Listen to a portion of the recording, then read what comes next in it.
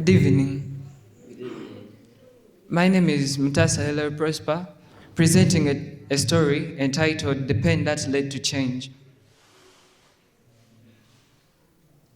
I begin in A, B, C. In a small community of Butaleja lived a young male youth named Daniel. He believed that education was a key to success.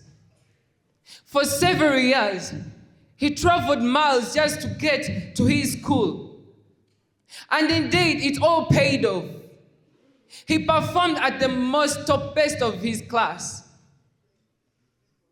knowing that the government would provide a scholarship that will help them, that will help all the needy students who had performed very well but yet had no support to elevate to another level. So he believed in the government, that the government can really make a change in his community. One day, the government sends over a scholarship list to his community, and his name appears on the list. He was very overjoyed. Indeed, he was excited because this was a chance that he was waiting for. But he never knew that in the governance of Butaleja, corrupt officials were always often present. So his scholarship position was sold off to another boy from a wealthy family. This made Daniel very sad.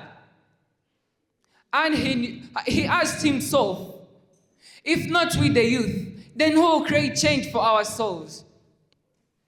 So he went to his local youth leaders, collected evidence, and wrote a petition to the educational administrators. Upon the verification of the scholarship list, they came to a conclusion knowing that Daniel really qualified for the scholarship, but it was the government official who was corrupt and never allowed these needy students to attain their success. Daniel believed that if he holds the accountability, all students will have transformation and transparency throughout their studies.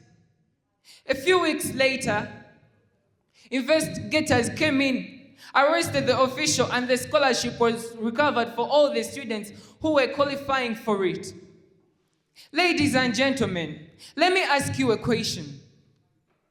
What happens if the youth of a community wait for accountability from the government instead of searching for it?